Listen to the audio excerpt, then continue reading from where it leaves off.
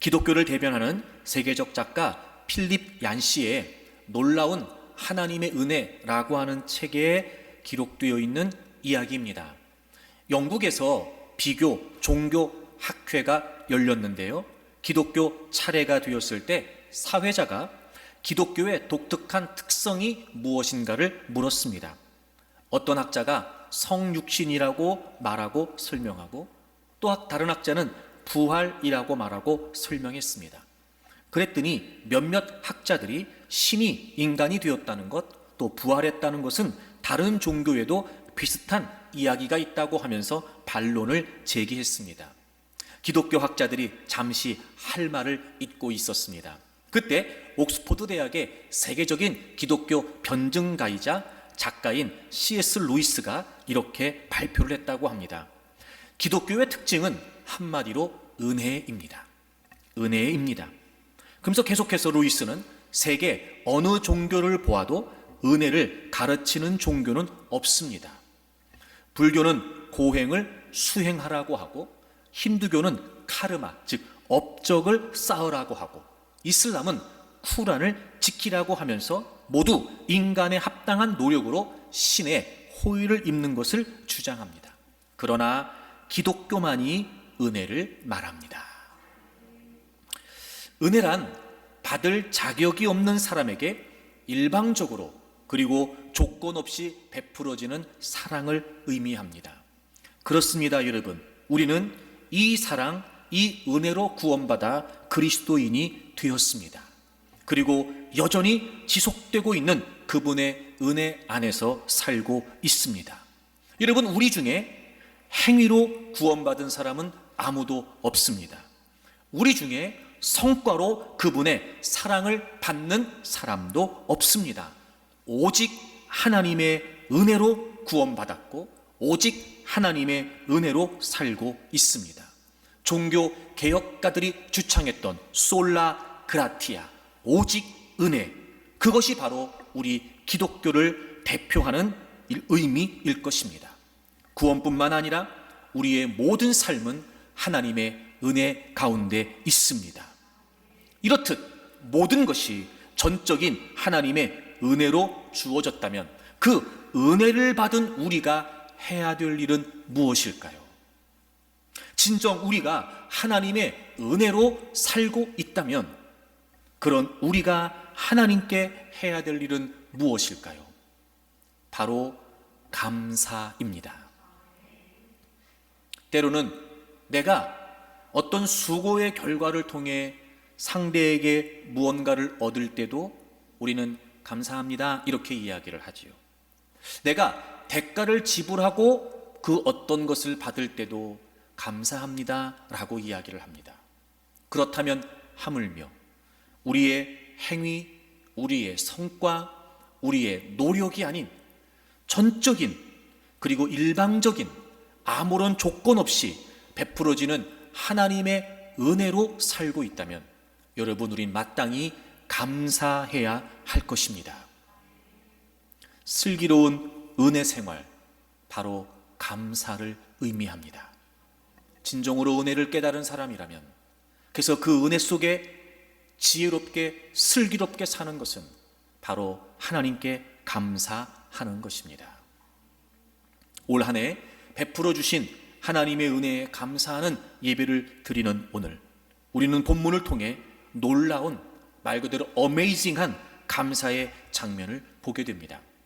아버지 다윗을 이어 왕이 된 솔로몬은 기브온 산당에서 하나님께 일천 번제를 드립니다. 여기서 일천이라고 하는 이 뜻은, 단어는 일천 마리의 희생 제물을 드렸을 것이라는 것이 학자들의 일반적 견해입니다. 그래서 동일한 내용을 기록하고 있는 역대하 1장에 보면 1000마리 희생이라고도 기록이 되어 있습니다. 하지만 이 1000이라고 하는 숫자가 횟수를 가리키는지 아니면 양을 가리키는지는 분명하지 않습니다. 그러나 어느 것을 의미하든지 엄청난 규모임에는 틀림이 없습니다. 여러분, 1000번을 제사를 드린다고 생각해 보세요. 또 1000마리의 제물을 드린다고 생각해 보세요. 놀라지 않을 수 없습니다. 그런데 우리가 여기서 한 가지 주목해야 될 것은 솔로몬은 왕이 되기 위해서 일천번제를 드린 것이 아니고 왕이 되고 나서 일천번제를 드렸다는 것입니다. 어떤 소원이나 계획이 이루어지거나 혹은 문제가 해결되기를 원하는 목적으로 제사를 드린 것이 아니었다는 겁니다. 사실 여러분, 그런 이유로라도 1000번의 제사나 1000마리의 제물을 드린다는 것은 아무나 할 수 있는 일은 아닐 것입니다. 더욱이 번제라고 하는 제사는 희생제물 전체를 불태워 드림으로써 하나님에 대한 충성과 헌신을 의미하는 제사였습니다. 즉 솔로몬의 1000번제는 왕이 되고 난 후에 자신을 왕으로 세워주신 하나님께 헌신과 충성을 다짐하는 감사의 제사였다는 것이 분명해지는 것이죠. 게다가 무언가를 얻기 위해 드리는 것도 쉽지 않을 텐데 되고 나서 하나님의 은혜에 감사하는 제사를 이렇게 드렸다는 것은 가히 가장 위대하고 가장 큰 감사라고 할 수 있을 것입니다. 누구도 흉내낼 수 없는 엄청난 감사의 제사를 솔로몬이 하나님께 드리고 있었던 겁니다. 그리고 그날 밤 하나님께서 그의 감사의 제물을 받으신 것 같습니다. 솔로몬의 꿈에 나타나셔서 내가 내게 무엇을 주기를 원하느냐, 너 나한테 한번 구해봐라, 이렇게 말씀하세요. 솔로몬은 하나님께 이렇게 구합니다. 하나님, 제게 듣는 마음을 주셔서 제게 맡겨주신 이스라엘 백성들을, 하나님의 백성들을 지혜롭게 통치할 수 있게 해주십시오 라고 구합니다. 여러분, 성경에 보니까 그의 간구가 하나님 마음에 들었다 이렇게 기록되어 있어요. 너무 하나님의 마음을 흡족하게 했던 겁니다.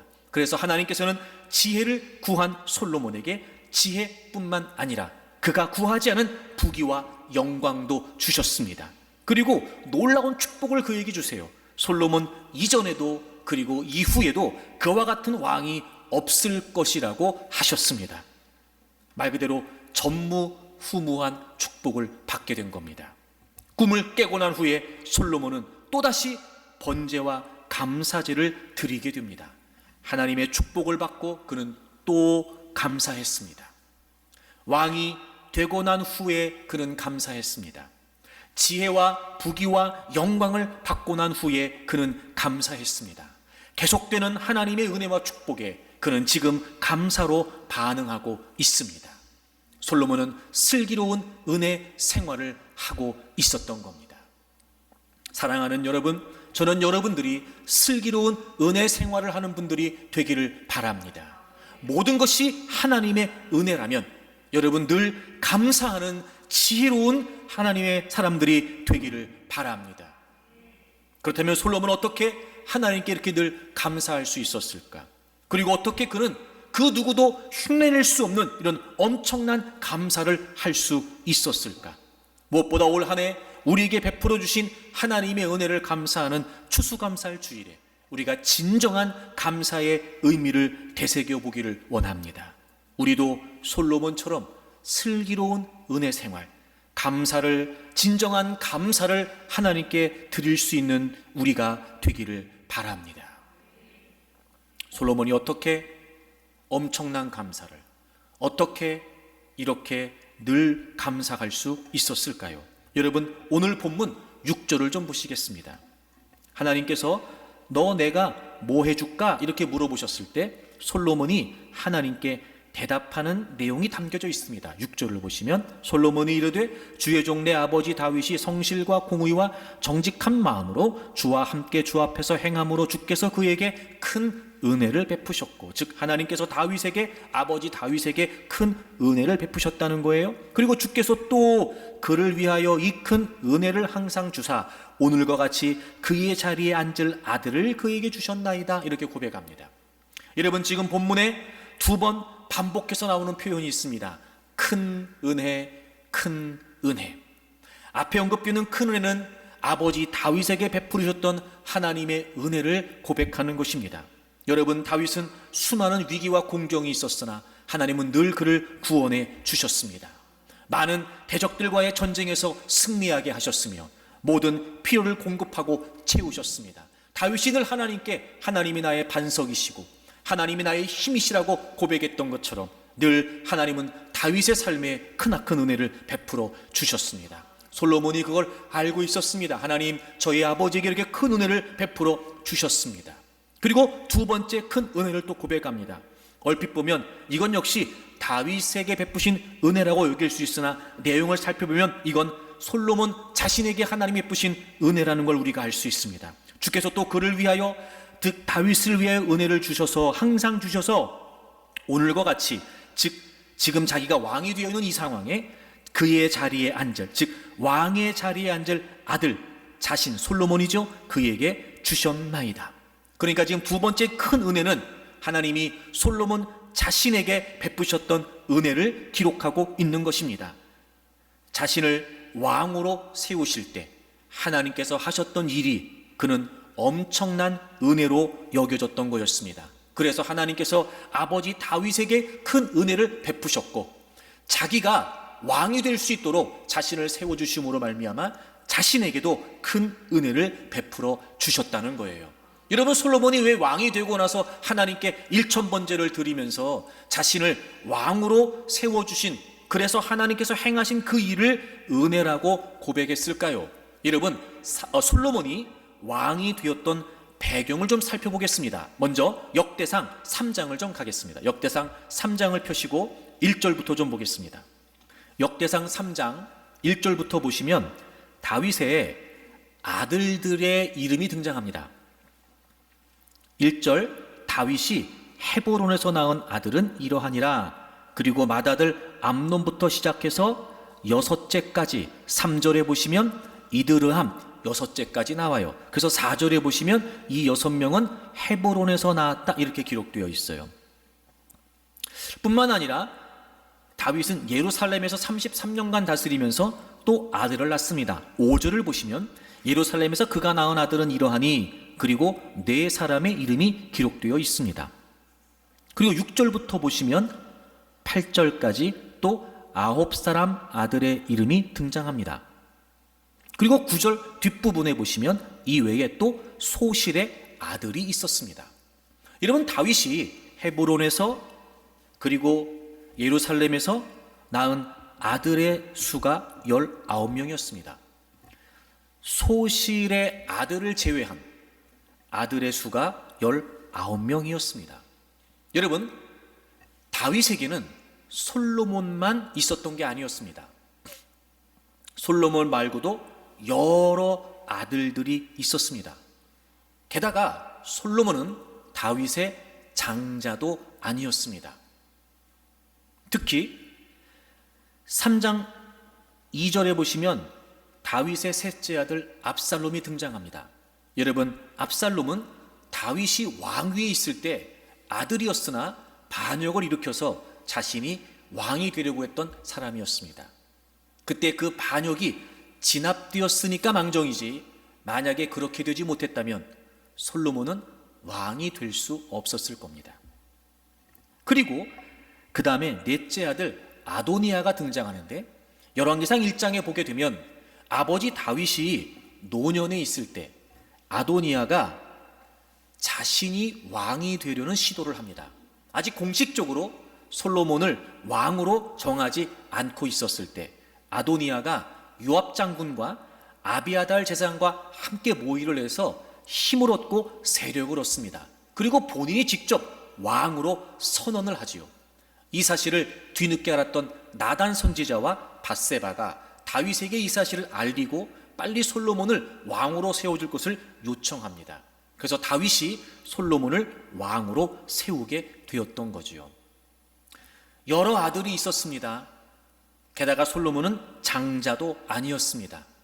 그리고 여러 번의 왕이 되려고 했던 시도들이 있었습니다. 그런데 솔로몬이 다윗의 뒤를 이어서 왕이 된 것입니다. 솔로몬이 왕이 된 것은 당연한 것이 아니었습니다. 차례를 따져도 솔로몬은 왕이 될 수 없었습니다. 아버지가 왕이니까, 그래도 솔로몬이 아들이니까 왕이 됐다, 이렇게 저절로 된 것도 아니었습니다. 여러분 잘 아시죠? 사울이 왕이었다고 해서 사울의 아들이었던 요나단이 저절로 왕이 되던가요? 그렇지 않습니다.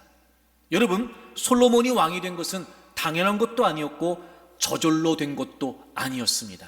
그래서 솔로몬이 왕이 되고 고백을 합니다. 여러분, 역대하 1장을 찾겠습니다. 역대하 1장 8절입니다. 솔로몬이 하나님께 말하되 주께서 전에 큰 은혜를 내 아버지 다윗에게 베푸시고, 그 다음 보세요. 내가 그를 대신하여 왕이 되게 하셨습니다. 하나님께서 내가 다윗의 뒤를 이어서 왕이 되게 하셨습니다 라고 고백합니다. 솔로몬은 이 다양한 많은 상황들을 잘 알고 있었습니다. 자신이 왕이 된 것은 당연한 것도 아니었고 저절로 될 수 있는 일도 아니었습니다. 하나님께서 그를 선택하셨고 하나님께서 그를 세우셨기 때문에 그가 왕이 됐다는 사실을 솔로몬은 너무도 잘 알고 있었습니다. 자신이 왕이 된 것은 하나님의 은혜였다는 것을 그는 알고 있었던 거지요. 큰 은혜, 아버지에게 베푸셨던 큰 은혜, 그리고 왕이 될 수 없는 상황이었으나 여러 도전도 있었고 여러 시도도 있었으나 그럼에도 불구하고 왕이 될 자격이 없었던 자신을 하나님께서 은혜로 왕으로 세워주셨다는 사실을 솔로몬은 알고 있었던 겁니다. 하나님은 자신에게도 큰 은혜를 베풀어 주셨다는 거죠. 아하, 여러분, 어떻게 솔로몬이 이렇게 엄청난 감사를, 그리고 지속적인 감사를 하나님께 드릴 수 있었을까요? 솔로몬은 은혜를 은혜로 알았던 겁니다. 그래요, 여러분, 슬기로운 은혜 생활은 감사입니다. 그런데 감사는 그냥 되지 않습니다. 감사는 형식적으로 억지로 되지 않습니다. 진정한 감사는 은혜를 은혜로 깨달아야 할 수 있습니다. 우리가 슬기로운 은혜 생활, 감사를 하기를 원한다면 우리는 그 무엇보다 정말 하나님이 내게 베풀으신 은혜를 은혜로 알아야 합니다. 사랑하는 여러분, 우리에게 주어진 모든 것들은 당연한 것이 아닙니다.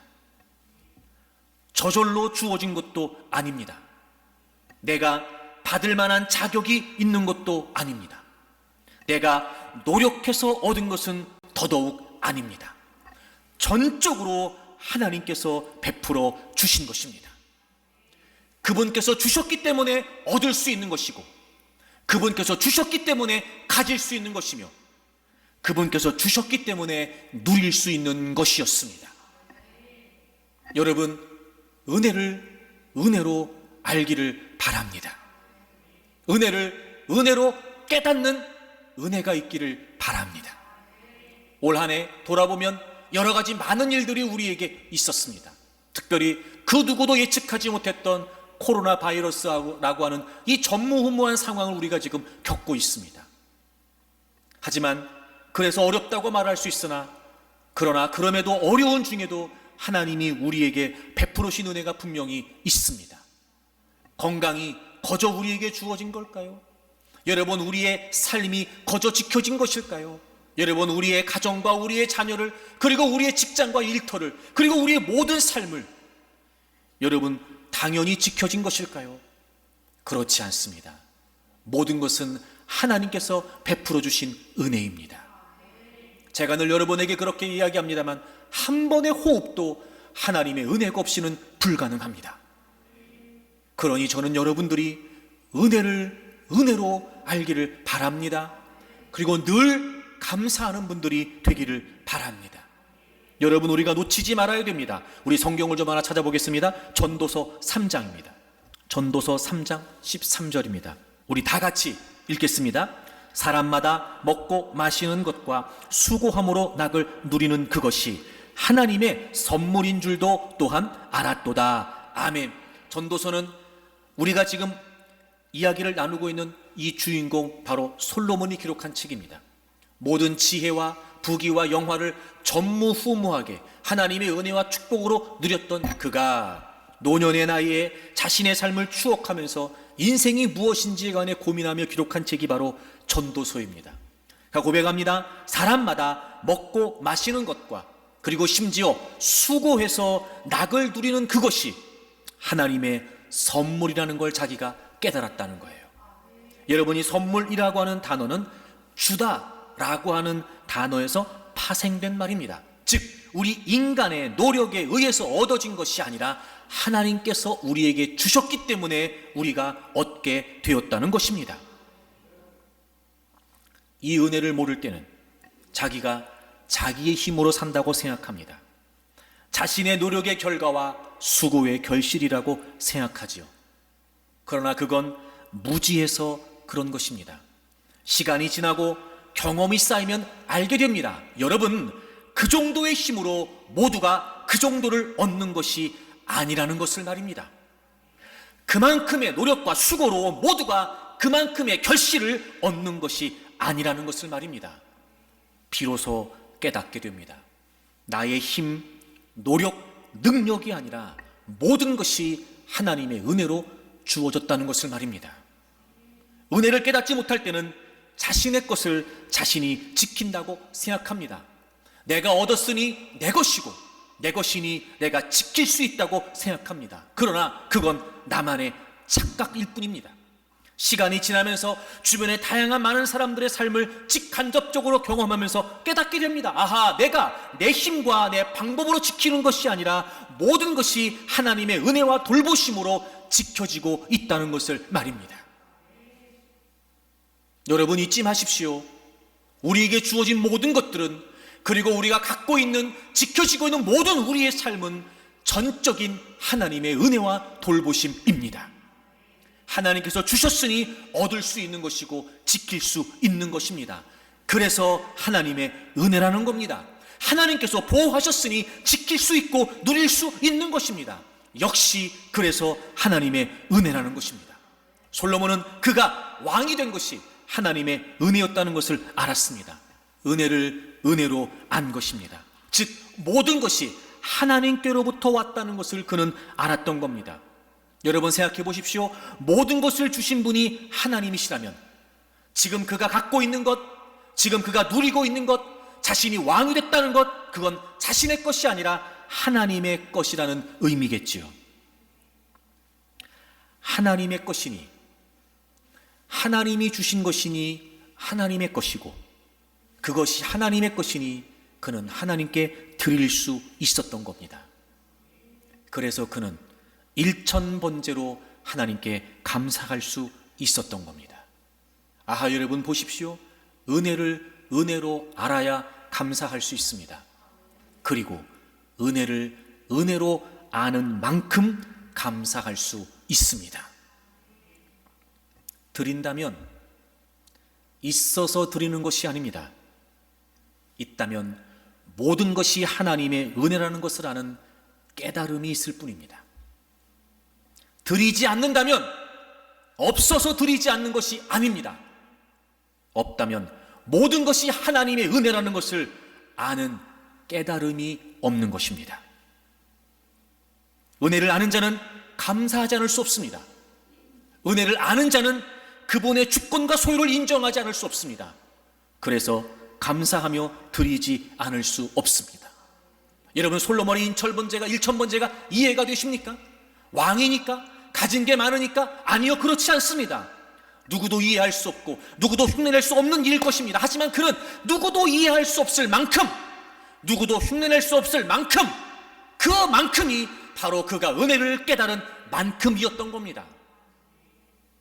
은혜를 은혜로 알았던 솔로몬은 은혜를 아는 만큼 드릴 수 있었던 거지요. 여러분 어떠십니까? 입버릇처럼 하나님의 은혜가 필요하다고 말하고 늘 하나님의 은혜가 없이는 살 수 없다고 말하면서 정말 은혜를 은혜로 알고 계십니까? 슬기로운 은혜 생활, 감사를 하고 계십니까? 하나님께로부터 모든 것이 주어졌으니 하나님의 것이고, 그러니 그 하나님께 드림으로 감사하고 있습니까? 은혜를 은혜로 알아야 감사할 수 있습니다.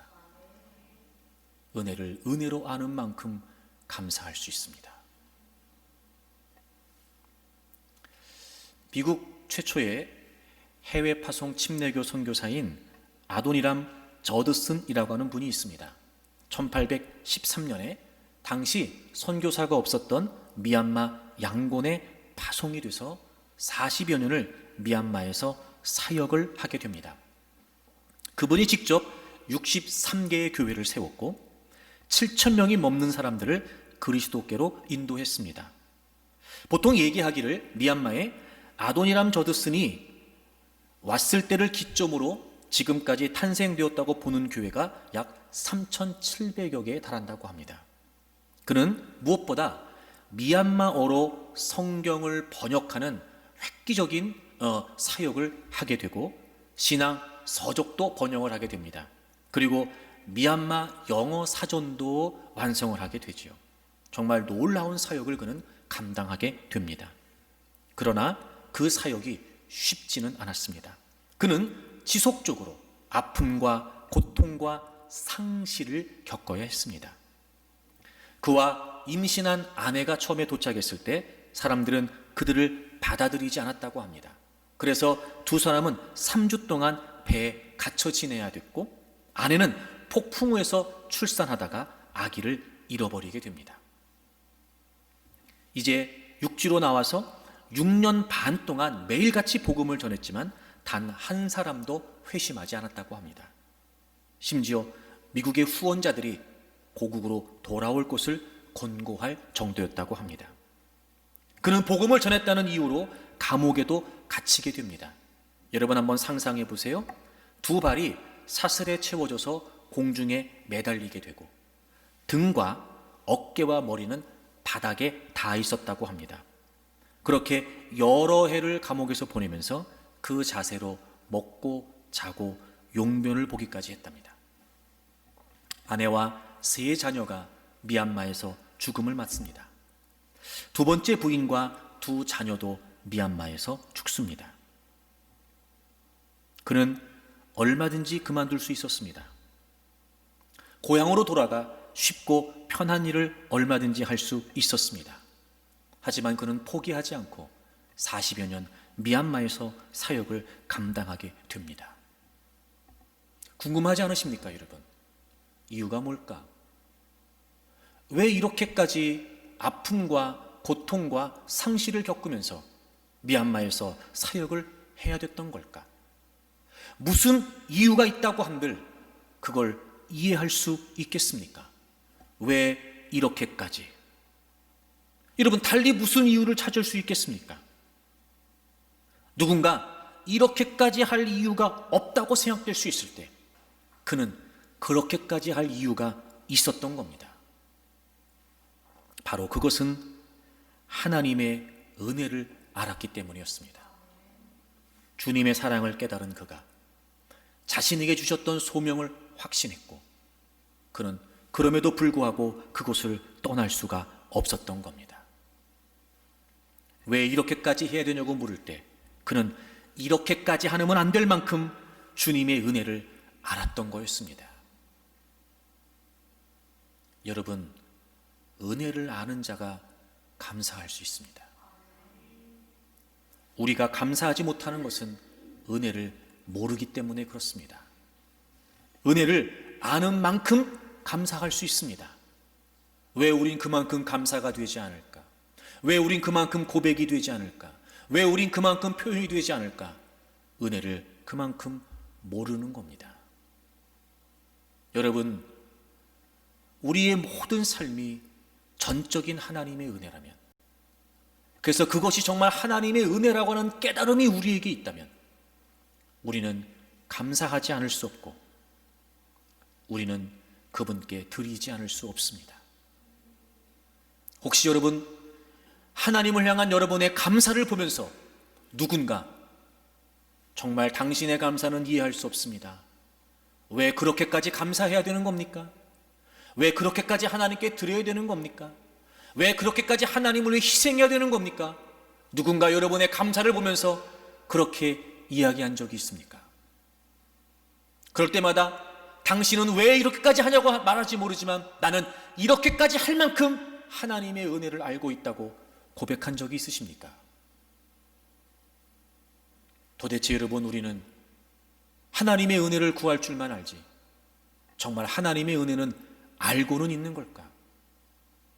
아쉬울 때마다 하나님의 은혜를 구하기는 하지 진정 하나님께 은혜를 아는 자로서 감사하고 있는가?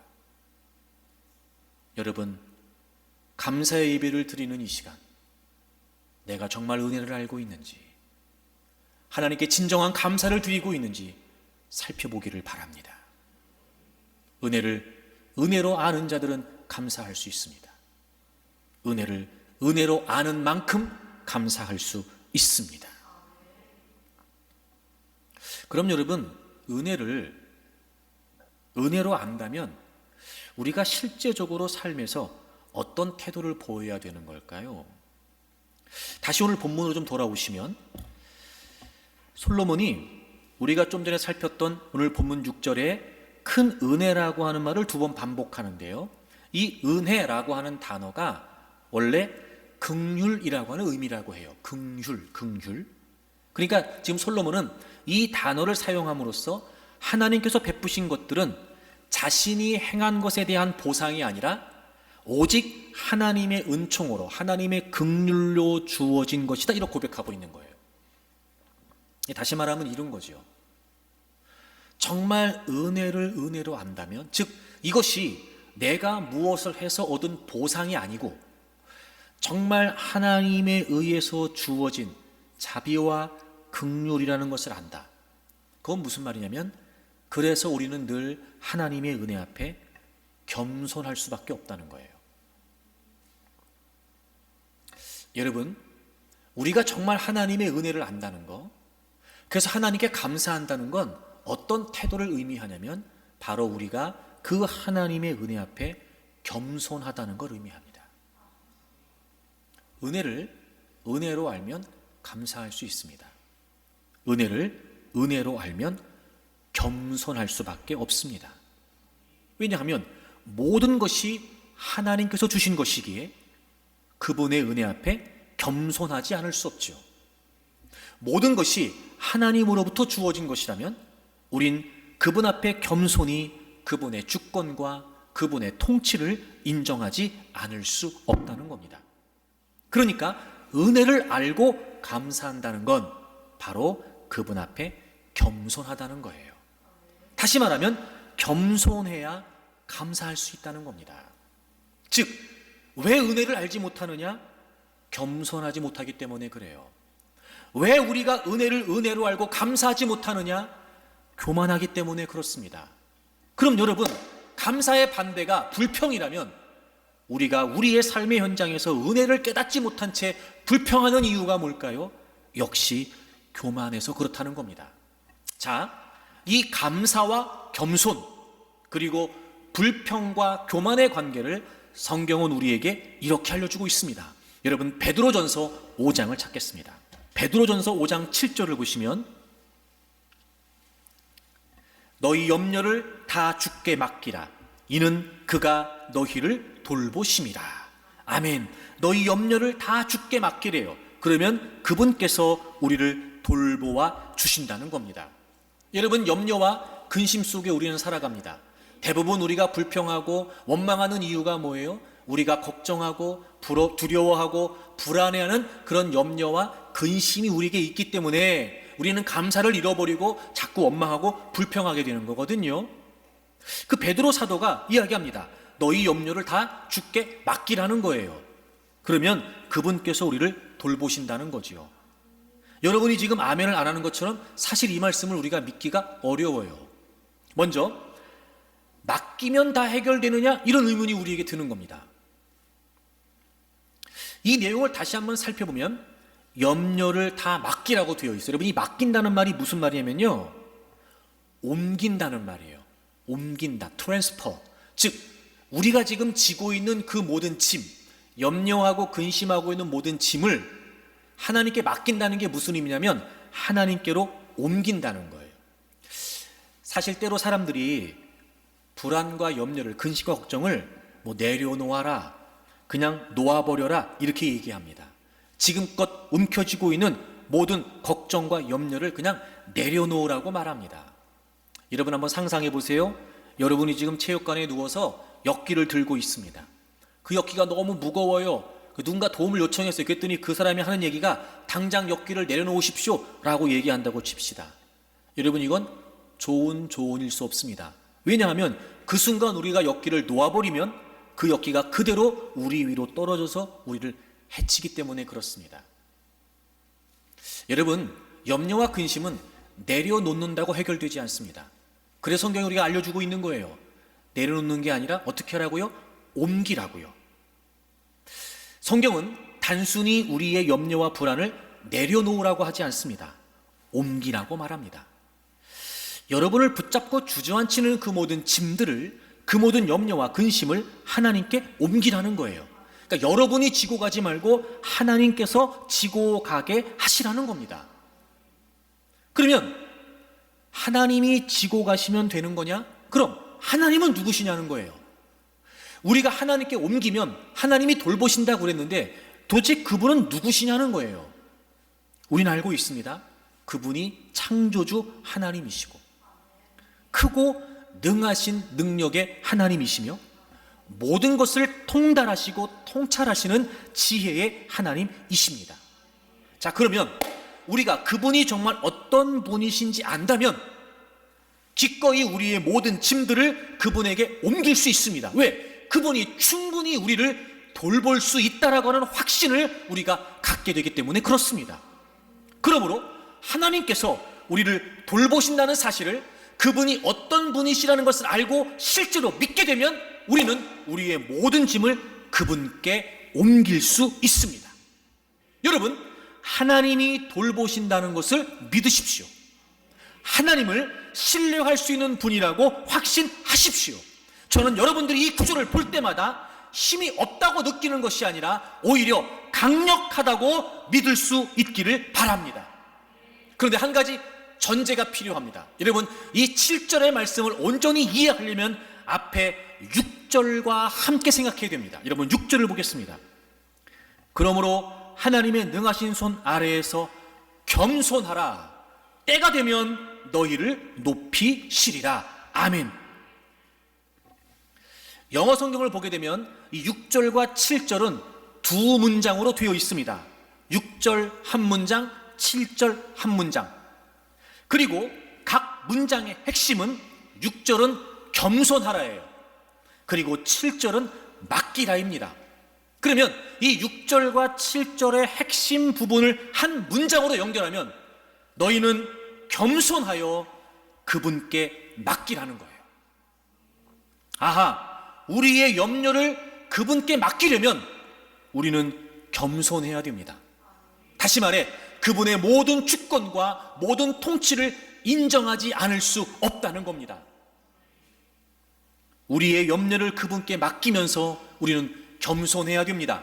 즉 모든 것이 하나님으로부터 주어지는 은혜이기 때문에 우리의 수고, 우리의 노력, 그래서 우리가 그 어떤 것을 얻을 수 있는 것이 아니라 모든 것이 하나님으로부터 주어지는 은혜이기 때문에 우리는 우리의 염려와 근심을, 우리의 모든 인생의 짐을 그분께 맡기면서 겸손히 그분의 은혜를 기다려야 한다는 거지요.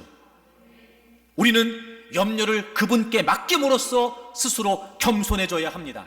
그리고 그 반대도 성립합니다. 겸손해야지만 그분께 맡길 수 있습니다. 여러분, 은혜를 아는 자는 겸손한 자입니다. 그러므로 염려와 불안이 없는 것이 아니라 염려와 불안이 있지만 겸손히 하나님께 옮기게 되지요. 그리고 그분께 우리의 모든 짐을 옮기고 우리는 그분이 돌보실 것을 기대합니다.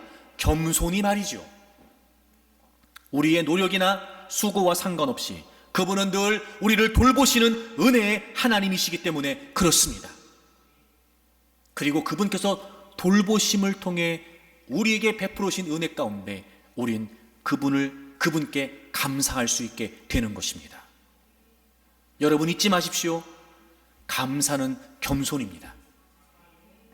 불평은 교만입니다. 겸손히 하나님께 맡기지 못하기 때문입니다. 겸손히 하나님의 은혜를 구하지 않기 때문에 그렇습니다. 우리는 그렇게 생각하는 것 같습니다. 내가 하나님의 은혜를 구하고 기다리느니, 내가 하나님께 내 짐을 맡기고 은혜를 구하고 기다리느니 내가 해결해 보겠다, 내가 조치를 취해 보겠다, 내가 내 방법으로 어떤 시도라도 해보겠다. 우린 지금 그러고 있는지 모릅니다. 아니요 여러분, 그건 교만입니다. 하나님은 분명히 우리에게 말씀하십니다. 우리의 모든 짐을 하나님께 옮기라는 거예요. 겸손히 그분의 주권과 통치를 인정하고 맡기라는 겁니다. 그리고 모든 것이 그분으로부터 주어지는 은혜이기에 겸허히 그분의 은혜를 기다리라는 겁니다. 그런데 우리는 하나님께 주목하지 않습니다. 하나님께 구하지 않습니다. 그분의 주권과 통치를 우리의 삶에서 인정하려고 하지 않습니다. 그러니 우리는 교만합니다. 겸손히 맡기지 못합니다.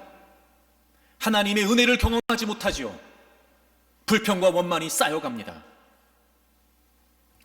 사랑하는 여러분, 하나님께 맡기십시오. 겸손히 하나님의 은혜를 구하고 그분이 베푸신 은혜에 감사하십시오. 역시 바울 사도도 동일한 맥락에서 이렇게 우리에게 권면합니다.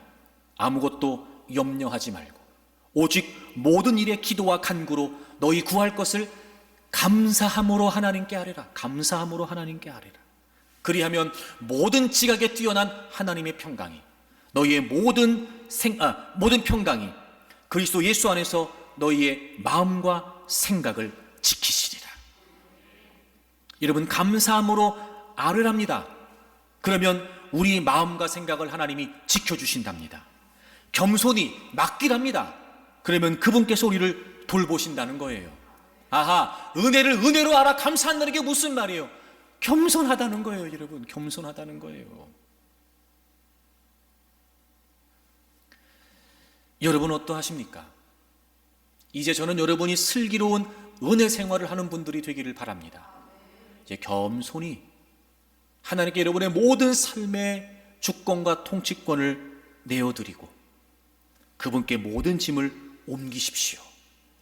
돌보시고 지키시는 하나님의 은혜를 베풀어 주실 것입니다. 그리고 우리는 그분께 감사할 수 있겠지요. 결코 우리의 그 어떤 시도도 우리를 염려와 근심으로부터 자유하게 할 수 없습니다. 여러분, 그 어떤 우리의 노력과 수고도 결코 우리가 원하는 것을 얻을 수 있게 하지는 못합니다. 평생을 불안 장애로 살아온 환자이자 저널리스트였던 스콧 스토셀의 끈질긴 불안이라고 하는 책에서 그는 자신이 자신의 불안을 어떻게 처리했는지를 설명하고 있습니다. 지금껏 불안을 해결하려고 숱한 시도를 했다. 개인 심리치료, 가족치료, 집단치료, 인지행동치료, 합리적 정서행동치료, 하여튼 치료도 대빵 많아요.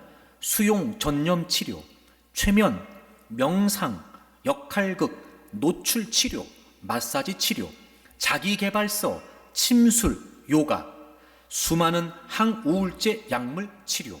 이게 다가 아니다. 많은 종류의 술.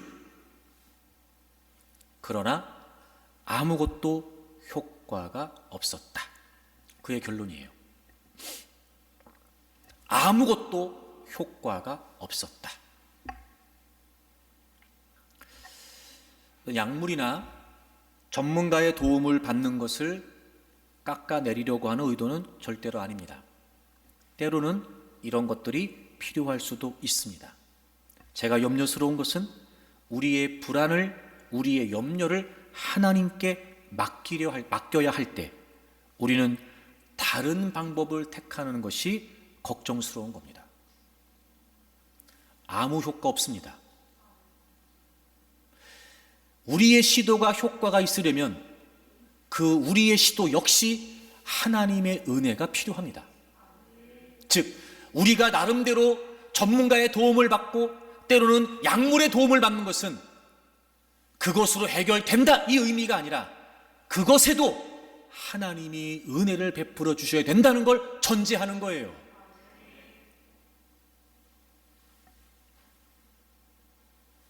겸손히 하나님께 맡기십시오. 그리고 겸손히 하나님의 은혜를 구하십시오.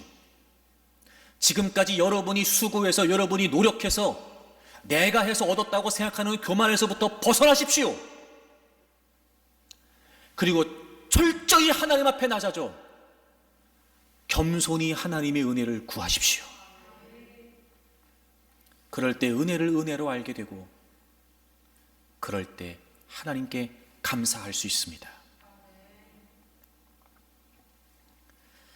무엇보다 우리가 모든 상황에서 그분의 은혜를 의심하지 않고 확신할 수 있는 것은 여러분, 우리가 오직 주님의 은혜로 구원받았기 때문에 그렇습니다. 에베소서 2장 8절에 보면 너희는 그 은혜에 의하여 믿음으로 말미암아 구원을 받았으니 이것은 너희에게서 난 것이 아니요 오직 하나님의 선물이라, 이렇게 기록되어 있습니다. 여러분, 우리는 오직 하나님의 은혜로 구원받았습니다. 다시 말해 하나님은 우리를 살리시기 위해 전적으로 하나님의 은혜를 허락해 주셨다는 겁니다. 우리가 어떤 사람이고 어떻게 살아왔는지는 중요하지 않습니다. 주님의 구원의 근거는 혈통, 외모, 도덕적 성취, 타고난 재능, 지위, 경력, 이런 것들이 아닙니다. 우리의 행위가 아니라 그분의 성취로 우리는 구원을 받았습니다. 우리가 한 일이 아니라 그분께서 이루신 일로 우리는 구원을 받았습니다. 우리는 그분께서 이루어 주신 일을 의지하기만 하면 되는 것입니다. 우리는 예수님께서 이루어 주신 일로 우리의 죄를 용서받았기 때문입니다. 그럼 주님께서 우리를 용서하기 위해 어떻게 하셨나요? 우리에게 이런 은혜를 베풀어 주시기 위해 어떻게 하셨나요? 여러분, 용서에 관해 한번 생각해 봅시다. 사실 뻔한데 아주 그 안에 중요한 의미가 담겨져 있습니다. 우리는 우리에게 가해진 죄만 용서할 수 있습니다. 다시 말하면 내가 그를 용서한다는 것은 그가 내게 잘못했기 때문입니다. 여러분, 그가 다른 사람에게 잘못한 것을 내가 용서할 수는 없습니다. 즉, 그가 가해자고 내가 피해자라는 거죠. 내가 피해자이기 때문에 그를 용서할 수 있는 것입니다. 여러분, 용서가 뭐예요? 피해자만이 할 수 있는 겁니다. 예수님께서 우리를 용서하신다는 것은 우리의 모든 죄가 그분에게 가해졌다는 겁니다. 우리는 우리의 죄로 주님을 가해했고 주님은 우리를 용서하시기 위해 피해자가 되신 것입니다. 또 하나, 그런데 용서는 그것만으로 끝나지 않습니다. 예를 들어 누군가 여러분이 아끼는 탁상용 스탠드를 넘어뜨려 깨뜨렸다고 가정해 봅시다. 상대가 미안하다고 얘기합니다. 그리고 새 것으로 제가 사드릴게요, 이렇게 얘기할 수 있죠. 그렇다면 우리는 둘 중 하나의 반응을 보이게 됩니다. 첫째, 감사합니다. 네, 그렇게 하세요. 그러면 상대가 값을 치르고 그 스탠드를 사오면 됩니다. 이럴 수도 있습니다. 아니에요, 괜찮습니다 라고 용서할 수 있죠. 그런데 그게 끝이 아닙니다. 만약에 그렇게 된다면 우리는 우리가 직접 값을 지불하고 스탠드를 사거나 혹은 스탠드 없이 불편하게 생활하는 대가를 치러야 됩니다. 둘 중 어느 쪽이든 용서라면 반드시 값을 치르게 되어 있습니다. 그냥 해결되지 않습니다. 여러분, 예수님께서 우리의 죄를 은혜로 용서해 주셨다는 것, 주님께 우리의 죄가 가해졌다는 것은 그 죄의 대가, 형벌까지 주님께 가해졌다는 겁니다. 그분은 우리의 죄를 용서하시기 위해 우리의 죄만 짊어지신 것이 아니라 그 죄의 대가까지도 치르셔야 했던 겁니다. 그 대가는 단순한 형벌이 아니었습니다. 예수 그리스도께서 자신의 목숨으로 값을 치르셔야 했습니다. 우리에게 치르라고 하지 않으셨습니다. 우리가 뭘 해서가 아니고 그런 용서를 받을 자격이 있어서가 아니라 전적으로 그분은 은혜로 우리를 용서해 주셨던 겁니다. 죽음으로 대가를 치르시고 아무 죄가 없었던 그분께서 죄인으로 피해자가 되셔서 그분은 목숨으로 우리의 죄의 대가를 치러 주셨습니다. 아하, 여러분, 대가가 지불되는 것 없이 참된 용서는 없습니다. 즉, 우리에게 거저 은혜가 주어졌지만 거저 주어진 것이 아니라 예수 그리스도께서는 우리를 대신해서 죽으시는 대가를 지불하셨다는 겁니다. 용서, 구원은 좋은데, 은혜라고 하는 말은 좋은데, 혹시 여러분 그분께서 우리 대신 목숨값을, 우리 대신 죄의 대가를 치르셨다는 것이 불편하다고 생각되십니까? 하지만 저는 오히려 그걸 진정으로 깨달아야 진짜 은혜의 가치를 알게 된다고 생각합니다. 누군가를 위해 소중한 것마저 기꺼이 포기하는 것보다 더 감동적인 이야기는 없습니다. 나를 위해 희생한 사람이 있다는 것을 아는 것보다 더 우리에게 가슴 뭉클한 이야기는 없을 것입니다. 여러분, 우리는 모든 삶의 현장에서 하나님의 은혜를 확신할 수 있습니다. 왜냐하면 기꺼이 그분은 우리를 대신해서 아들 예수 그리스도를 십자가에 내주셨기 때문에 그렇습니다. 그리고 그 대신 치르신, 대속해 주신 그 용서, 그것이 어떤 의미인지를 깨달을 때 우리는 진정한 은혜를 알 수 있게 되고 그 은혜를 확신할 수 있게 되는 것입니다. 19세기 영국을 대표하는 소설가 세익스피어의 버금가는 인기를 누렸다고 하는 찰스 디킨스의 두 도시 이야기라고 하는 소설이 있습니다. 이게 세계적으로 돈키호테 다음으로 많이 읽힌 역대 베스트셀러 2위라고 그래요. 세 남녀 주인공이 등장합니다. 루시라고 하는 여자 주인공이 등장하고 이 여주인공을 동시에 사랑하는 두 남자 시드니 카턴과 찰스 다이네가 등장합니다. 이 시드니 카턴은 루시에게 생애 처음으로 사랑을 느끼게 됩니다. 그런데 이미 이 루시는 찰스와 결혼을 약속한 상태였고 그래서 이 루시는 찰스와 결혼을 하게 됩니다. 소설 결말부에 가게 되면 찰스가 체포돼서 감옥에 갇히게 됩니다. 그리고 그는 그 다음날 처형당할 운명을 맞이하게 됩니다. 아내 루시와 그리고 자식을 두고 그는 곧 죽어야 됩니다. 그런데 시드니가 고통스러워하는 루시를 바라보게 됩니다. 그리고 그가 한 가지 결심을 하게 되죠. 이 시드니가 찰스 대신 자신이 죽기로 결정을 하게 됩니다. 찰스가 사형당하기 직전에 감옥에 잠입을 하게 되고 마침 이 시드니는 찰스와 쌍둥이처럼 용모가 비슷했기 때문에 찰스를 무사히 탈출시키고 자신이 찰스의 옷을 입고 대신 죽으려고 기다리고 있습니다. 그리고 찰스와 루시를 태운 역마차가 런던을 향해 달리고 있을 때 시드니는 이제껏 볼 수 없었던 평화로운 얼굴로 기꺼이 단두대에 오르게 됩니다. 그때 동시에 역시 죄인이었던 한 여인이 단두대로 가면서 이 시드니를 찰스로 알고 그에게 다가가 위로를 청하게 됩니다. 그런데 그 상대가 찰스가 아니라는 것을 알게 되고 깜짝 놀라면서 그에게 이렇게 묻습니다. 그를 위해 죽으려고요? 라고 속삭입니다. 그때 시드니는 그녀의 입을 막으면서 그의 아내와 자식을 위해서이기도 합니다 라고 답을 하죠. 그때 그 여인이 이렇게 시드니에게 요청을 합니다. 초면이지만 당신의 용감한 손을 한번 잡아봐도 되겠습니까? 이 여인은 자기를 위한 희생도 아니었지만 누군가를 대신 희생한다는 그 사람의 그 용기와 그 희생이 얼마나 숭고했는지를 알게 됐던 겁니다. 그래서 그는 그의 손을 잡기를 원했고 자기도 지금 단두대 앞으로 가는 그 오싹한 죽음 앞에서 그 여인도 힘을 얻게 되었습니다. 마지막 단두대에 올랐던 시드니는 이런 말을 남기게 됩니다. 지금 내가 하려는 일은 어떤 일보다 훌륭하고 지금 내가 가려는 길은 어떤 길보다 평안한 안식의 길이다. 이 마지막 말을 남기고 그는 단두대에서 처형을 당하게 됩니다.